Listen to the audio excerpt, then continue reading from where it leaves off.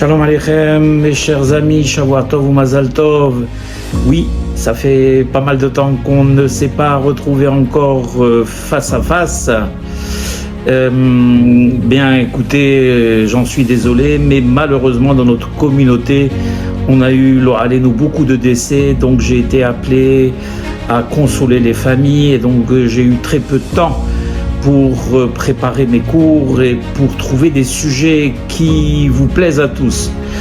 Et là, Baruch Hashem, sur la paracha de la semaine dernière, donc un sujet qui nous intéresse à tous, car nous sommes les enfants d'Abraham, Yitzhak et Yaakov, et donc nous sommes dotés des qualités de nos patriarches qui sont de Hesed, faire du bien, faire des Ma'asim Tovim, faire de bonnes actions, donner de la Tzedaka, consoler les endeuillés, aller voir nous des personnes malades, etc., etc. Mais la grande question qui se pose, est-ce que l'action que nous avons fait, la mitzvah que nous avons fait, le hesed que nous avons fait, était entièrement dénué de tout autre intérêt que celui que de faire la volonté d'Akadosh Baruch Hu, les Shem Shamaim, ou malheureusement y a-t-il aussi mélangé à l'intérieur un peu d'orgueil, un peu de reconnaissance, de vouloir être reconnu. Enfin, ils disent les Hachamim, une mitzvah certes, mais une mitzvah incomplète, une mitzvah qui n'est pas parfaite. Et donc c'est tout le sujet justement de ce cours, et on va essayer de comprendre ce qu'attend Akadosh Baruch Hu exactement de nous pour chaque action que nous faisons, chaque mitzvah que nous faisons. Comment est-elle appelée complète, parfaite, ou la hefer, au contraire incomplète, imparfaite?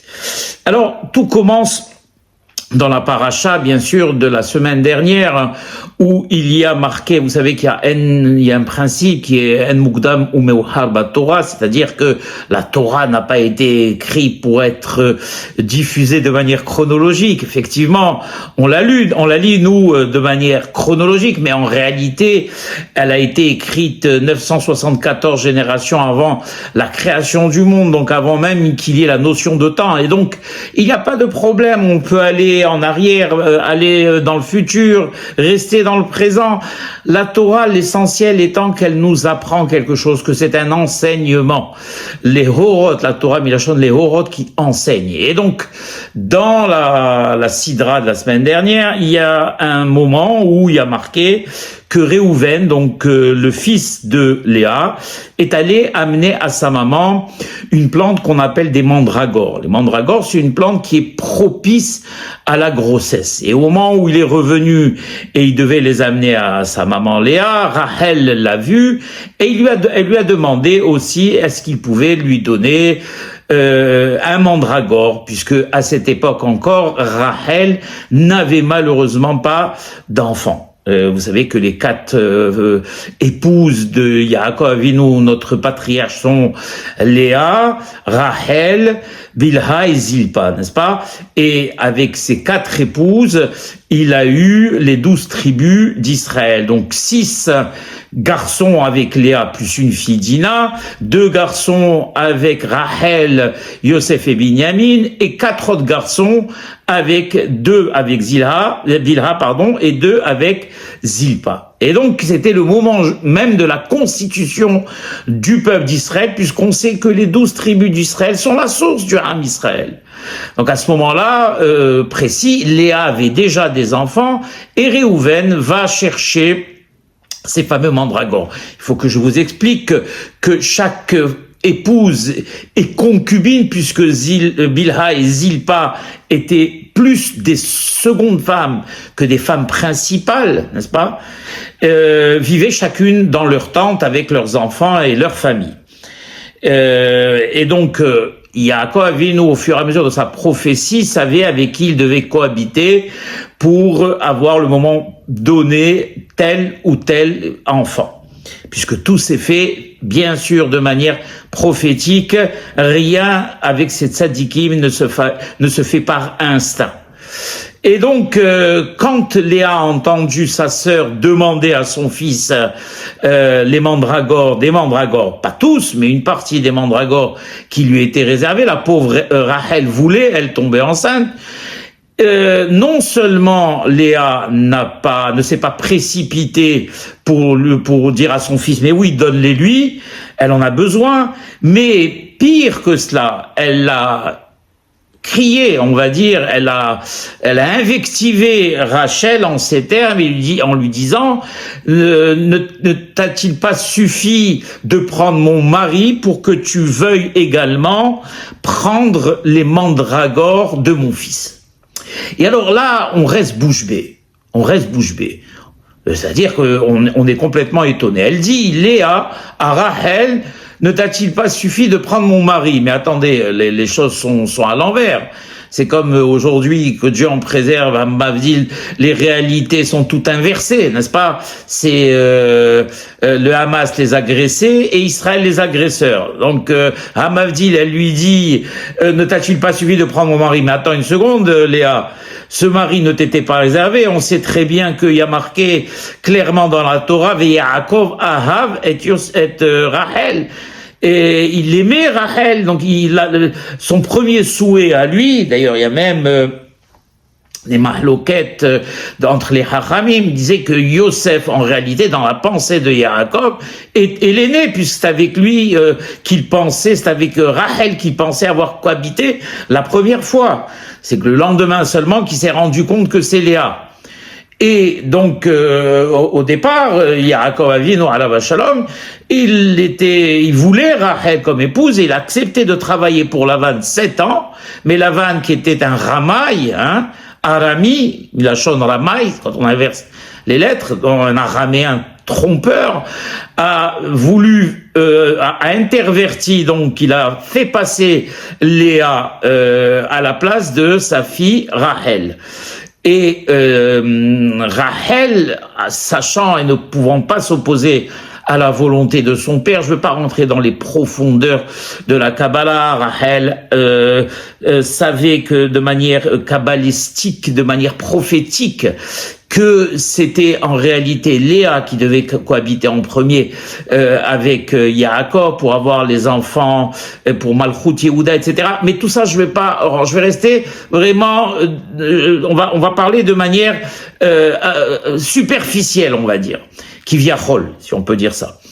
Et donc, sachant qu'elle pouvait pas s'opposer à la volonté de son père, elle a confié les codes qu'avaient convenus donc Yaakov et elle au préalable pour cette fameuse soirée de noces. Alors j'ouvre une parenthèse pour vous expliquer que Yaakov connaissait son beau-père, et il savait que c'était un ramaï, un trompeur, et donc il avait fait un code avec sa future épouse Rachel pour qu'il puisse se reconnaître, puisque à l'époque c'est des tzadikim, quand ils cohabitaient, c'était dans le noir le plus total. Les Shen Shamaïm, n'est-ce pas? Et donc, ils s'étaient convenus de code pour se reconnaître.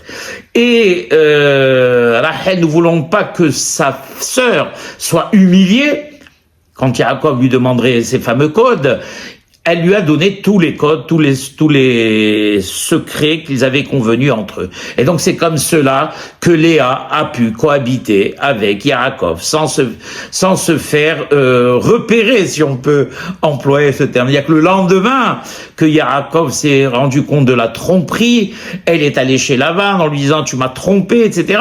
Lavan lui dit « oh, calme-toi, il n'y a aucun problème, dans une semaine, je te donnerai ma seconde fille Rachel que tu veux tant, mais à la condition que tu travailles 7 années de plus. » Et Lavan, pourquoi il voulait que Yaakov travaille pour lui? Parce que du premier jour où Yaakov s'est mis à travailler pour lui, les troupeaux de Lavan se sont multipliés par 100 et il lui a amené la beracha partout, donc savait très bien que Yaakov était source de beracha. On revient maintenant à cette fameuse invective de Léa à l'encontre de sa sœur, quand elle lui dit n'a-t-il pas suffi de prendre mon époux que tu veuilles les mandragores? Mais attends, Léa, c'est pas grâce à Rachel que tu as pu cohabiter avec Yaakov et avoir des enfants, car sans elle, tu aurais été, Yaakov se serait rendu compte, il t'aurait répudié de la tente et tu aurais été humilié. Donc, au lieu de la remercier,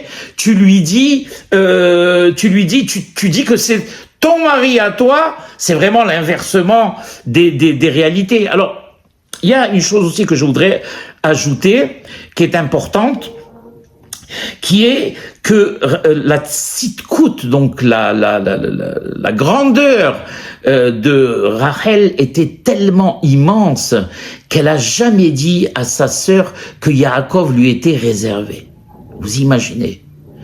Elle lui a juste donné les codes et n'a jamais dit que Yaakov lui était réservé. Et donc, c'est une des explications pour laquelle Léa était persuadée que Yaakov lui était réservé. C'est pour ça qu'elle lui a dit ne t'a-t-il pas suffi de prendre mon mari? Donc ça, je referme là pour voir la grandeur de Rachel. C'est pour ça que Rachel a été la seule qu'Akadosh Baruch Hu a écouté dans le futur, au moment où de l'exil babylonien. C'est que Rachel est enterrée sur la route de Bethléem, n'est-ce pas? Parce on savait que dans le futur, le peuple d'Israël, malheureusement lors de l'exil de Nebuzaradan, allait passer par la sépulture de Rachel, et que Rachel pleurait, implorait pour ses enfants. Ce que n'ont pas réussi à faire Abraham, Yitzhak et Yaakov et même Moshe. Rachel a réussi à annuler dans le futur la Xéra, comme a dit Akadosh Baruch Hu, Min'i koler vibechi, etc. Arrête de pleurer Rachel, Veshavu banim likvulam, et les enfants retrouveront leurs frontières, Be'ezat Hashem, dans Bekarov, que Am Israël soit réunis sur sa terre de manière définitive. Donc, comment elle peut dire une chose pareille, Léa? Alors, les Chachamim nous expliquent qu'en réalité, Léa aimait énormément sa sœur Rachel, énormément. Et alors pourquoi lui a-t-elle parlé comme ça? Eh bien, parce que Léa s'est posé la question. Comment Rachel, une sadéquette, qui m'a confié les codes et les secrets qu'ils avaient convenus avec Yaakov, tout cela pour que je ne sois pas humilié, comment une tzadékette pareille n'a pas été exaucée, et tout ce temps-là, elle est en restée sans enfant. C'est impossible. À moins, elle a dit Léa, que peut-être elle m'en veuille encore, et peut-être que sa bonne action n'a pas été si parfaite que cela, et qu'au fond d'elle, elle m'en veut encore, et on va le savoir tout de suite. Elle a dit, on va la tester, Léa. Elle a dit, je vais lui dire cette phrase, on va voir comment elle va réagir. Si elle crie, elle dit, attends, de quoi tu parles? Ton mari à toi. Mais c'est mon mari, c'est moi qui t'ai donné les codes pour que tu cohabites avec lui, et tu oses dire que c'est ton mari. Ou, si elle se tait, alors on saura que son action était une action Leshem Shamaïm, comme j'ai dit en début de cours. C'est-à-dire qu'elle a fait cette mitzvah et elle a oublié. Elle n'a gardé aucune rancœur. Tout était shalem à l'intérieur d'elle. Et c'est exactement en réalité ce qui s'est passé. Rachel, cette sadéquette, n'a pas répondu. Elle a passé l'examen haut la main, et elle l'a laissé absolument sans réponse. Et c'est ce qui a fait comprendre à Léa que Béhémet, l'action de Rachel était une action mouchlémet, c'est-à-dire parfaite, sans aucune arrière-pensée, sans aucune rancune, et que elle devrait normalement être exaucée. Bien sûr, les voies de Akadosh Baruch Hu sont impénétrables, mais malgré tout, elle a toutes les chances pour être exaucée. Et alors, on va revenir justement au sujet du cours. Le sujet du cours, c'est quoi? C'est de savoir Qu'est-ce que la Torah attend de nous? Qu'est-ce que Akadosh Baruch Hu attend de nous quand nous faisons une mitzvah, de la tzedaka, n'importe quelle mitzvah, aider son prochain, etc. Qu'est-ce qu'il attend de nous? Comment doit être comment dirais-je, définie la mitzvah pour qu'elle soit comptée comme étant parfaite. Alors il y a marqué tout de suite, déjà après cette histoire-là des mandragores, Vaïskor Elokim et Rachel, Vaishma Eleha Elokim, Vaiftah et Rahma. Tout de suite après cette histoire des mandragores, Rashi va nous expliquer selon le pasuk que Vaïskor Elohim et Dieu Hachem se rappela de Rachel. Ça veut dire quoi? Il se rappelait de Rachel. Rashi va nous dire, il s'est rappelé que Rachel avait donné les signes et les codes à sa sœur Léa pour qu'elle puisse cohabiter avec le mari qui lui était réservé. Et parce qu'il s'est rappelé de ça, c'est une façon à nous pour qu'on puisse comprendre les choses, pour que l'être humain puisse appréhender les choses, n'est-ce pas? Et donc, pourquoi Akadosh Baruch Hu, le vrai terme, c'est a tenu compte maintenant seulement de l'action des codes, qui est une action qui s'est passée plusieurs années avant. Puisque Léa avait déjà beaucoup d'enfants, n'est-ce pas? Et les enfants ne sont pas en un jour. Donc pourquoi seulement maintenant, Akadosh Baruch Hu, Vaïskor et Rachel? Eh bien tout simplement, on l'a dit depuis le début du cours, car on s'est rendu compte que la mitzvah de Rachel était une mitzvah, les Shem Shamaïm, parfaite, pour sa sœur Léa, pour que sa sœur Léa ne soit pas humiliée, sans penser à elle, alors que, vous savez, nous disent les Chachamim, il y avait quasiment aucune chance pour que Yaakov puisse épouser Rachel par la suite, n'est-ce pas? Donc elle l'a fait sans rien attendre en retour. Un don de soi incroyable. Et donc Akadosh Baruch Hu a vu ce don de soi et il a exaucé Vaiftah et Rahma, et il lui a permis, Baruch Hashem, d'avoir son premier fils, Yosef, comme il lui permettra dans le futur d'intercéder pour ses enfants, Bezat Hashem, au moment de la galoute de Babel, pour qu'ils puissent après revenir dans leurs frontières. Et le Rav, un très grand Rav qui s'appelle Rabbi Yaakov Yitzhak Milouvlim, plus connu sous le nom du José de Lublin, du José de Lublin. Il dit une chose, vous savez, dans la Tefila de Moussaf de Rosh Hashanah, il y a marqué Ki zocher kol hanishkahot ata. Ça veut dire, car toi, Dieu, tu te rappelles de toutes les choses oubliées. Ça veut dire quoi? Bon, ça veut dire que tout ce qu'on oublie, nous, toi, tu t'en rappelles. Nous explique ici le José Miloublin comme ça. Et ça, c'est vraiment, on va dire, le moment le plus important du cours. Quand nous faisons une avera, donc une faute, et que nous cherchons à l'oublier, alors Akadosh Baruch Hu va être là pour nous la rappeler. Quand on cherchera cette avera à s'en rappeler tout le temps, comme l'a dit le roi David, Verhatati Nerdi Tamid dans Teilim, et mes fautes sont toujours présentes en face de moi, il s'en rappelle tout le temps. Parle bien sûr de cette faute de Bathsheba, puisque David Améler, il faut chercher les fautes, si on doit les chercher, c'est au microscope. Mais malgré tout, il dit Hatati Nerdi Tamid. Donc nous, à contrario, quand on essaie toujours d'avoir les fautes qu'on a commises à côté, pas pour se décourager, que Dieu en préserve, ou dire on est capable de rien, non, Hazve Halila, pour nous repentir, avoir cet esprit de repentance, alors Akadosh Baruch Hu dira, écoute, ça y est, chasse ses fautes et va de l'avant. Mais quand on cherche à oublier ses fautes, ça veut dire que, en réalité, on les considère même pas comme des fautes. Quand l'individu, il chasse de son esprit des choses, c'est qu'il ne veut pas s'en rappeler, il ne veut pas travailler sur lui, il ne veut pas y penser. Alors Akadosh Baruch Hu lui dira, non, je vais te les rappeler, moi, toutes ces fautes-là. Maintenant, à contrario, pour une mitzvah, quand nous faisons une mitzvah, et que tout de suite après, eh bien, nous la chassons de notre esprit, comme si on ne l'avait pas faite, eh bien, Akadosh Baruch Hu va tout faire pour nous la rappeler, c'est-à-dire nous la remettre, nous orner de cette mitzvah et de ce kavod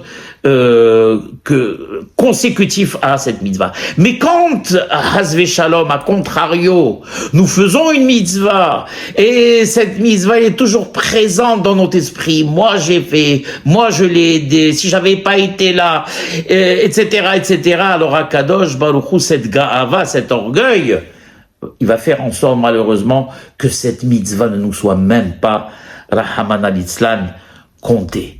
Car toutes les mitzvot, tout ce que nous faisons, doit être fait l'irvod Hakadosh Baruch Hu, en l'honneur de Hakadosh Baruch Hu. Et j'ai réfléchi, je me suis posé la question, pourquoi un individu, quand il construit une maison, un architecte ou n'importe quoi, ou n'importe quel individu, quand il réalise quelque chose, il peut quand même être fier de cette chose-là. Et au fond de lui, dire, ben voilà, c'est moi qui ai fait cette réalisation chez nous.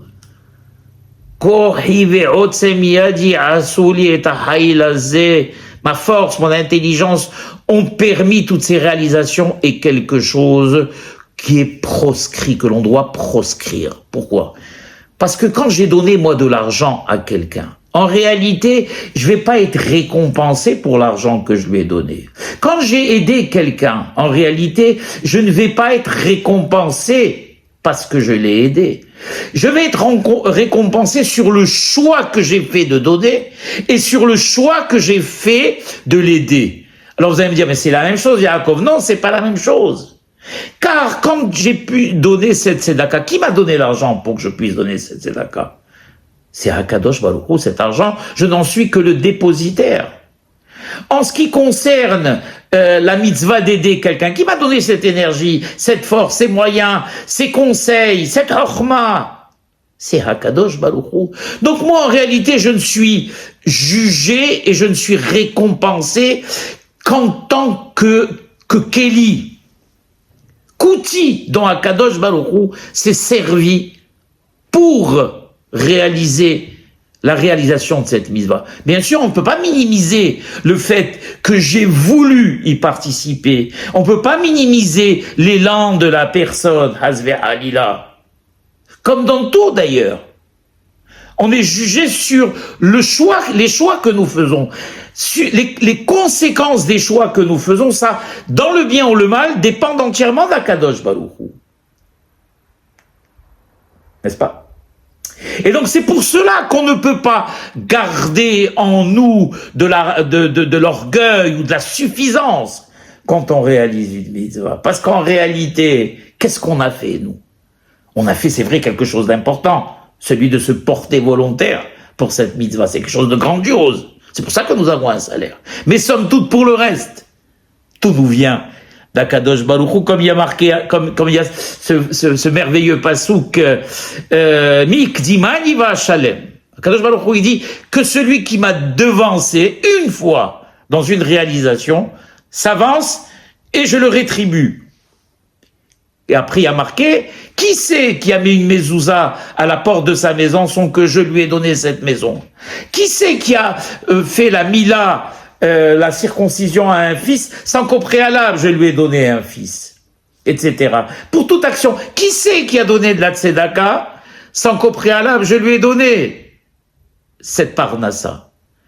Donc en réalité, tout nous vient d'Akadosh Baruch Hu. Nous, en tant qu'individus, nous mettons au service d'Akadosh Baruch Hu et nous demandons et nous implorons Akadosh Baruch Hu de nous choisir comme Kéli, comme outil, pour que nous puissions réaliser ces mitzvot.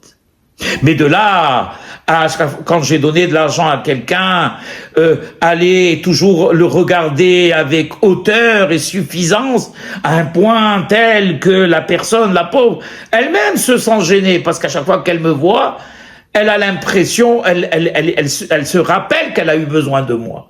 Or, si moi je donne cet argent et je donne cette sensation à la personne d'avoir complètement oublié, et en réalité d'avoir oublié, la personne, quand elle me rencontre, elle n'est pas gênée, bien au contraire. Elle est heureuse de me rencontrer parce que je la mets pas mal à l'aise. N'est-ce pas? Si, que Dieu en préserve, je ne fais pas ça, je ne nettoie pas mon cœur de toute idée de suffisance, alors, certes, vous savez, il y a des personnes qui font des dons, qui font des associations, etc., et qui aiment bien qu'on sache que c'est eux. Eh bien, malheureusement, le peu de kavod qu'ils vont avoir dans ce monde-là est incomparable au kavod infini qu'ils auront dans le Olam HaEmet.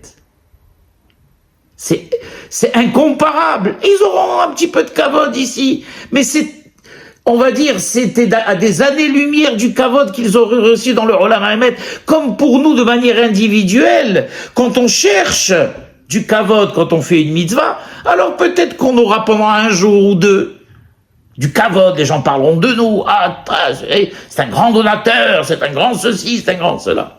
Ce kavod-là, malheureusement, nous sera défalqué du kavod infini et éternel qui nous revient dans le monde futur. C'est pour ça qu'il y a marqué un très beau pasouk qui est le suivant. Gid lecha adam atov uma Hashem doresh. Là, c'est ce que Dieu lui demande. Qui im asot mishpat, car il demande que tu fasses justice. Quand on parle de mishpat, c'est-à-dire faire de la tzedaka, de la justice, n'est-ce pas? Ve'avat chesed, et aimer la générosité, être généreux, et surtout le plus important, ve'atzma alechet im elokecha, et faire les choses de manière discrète et effacée avec Hakadosh Baruch Hu, ton Dieu. Tout celui, Béhémed, qui cherche toujours à diffuser malheureusement, ne pourra s'attendre qu'à un kavod minime, et je dirais même non seulement minime, mais qui n'apporte rien par rapport au kavod du monde éternel, ou quand il arrivera dans le monde éternel, Adma Ve'esim les Kulanu, toutes les mitzvot, il verra devant lui des milliers d'anges, comme ils disent les Chachamim. Chaque mitzvah que nous faisons, on crée un ange, n'est-ce pas? Et quand, à contrario, chaque Avera que nous faisons, nous créons aussi également un ange, n'est-ce pas? Quand on fait, que Dieu en préserve une Avera avec Ta'ava, alors l'ange qui est créé est un ange qui est grand, costaud et complet, que Dieu en préserve. Et qui, quand on va arriver dans le monde futur, eh bien, il va être parmi nos accusateurs, mais à contrario. Et c'est en réalité le destin de tous les Juifs. Quand nous ferons des mitzvot les Shem Shamaim, comme je dis depuis le début du cours, comme Rachel Imenu Alea Shalom, et comme tous les tzadikim, et comme beaucoup de nos tzadikim, et comme beaucoup de personnes de notre peuple. Alors, ces mitzvot-là vont créer des malachim, kdoshim, des anges grands, forts, complets, qui eux vont venir, Be'ezat Hashem Admea Ve'esim, nous défendre dans le Olam HaEmet. Voilà mes chers amis, j'espère que ce petit cours vous aura plu. Baruch Adonai Le'olam, Amen Ve'Amen.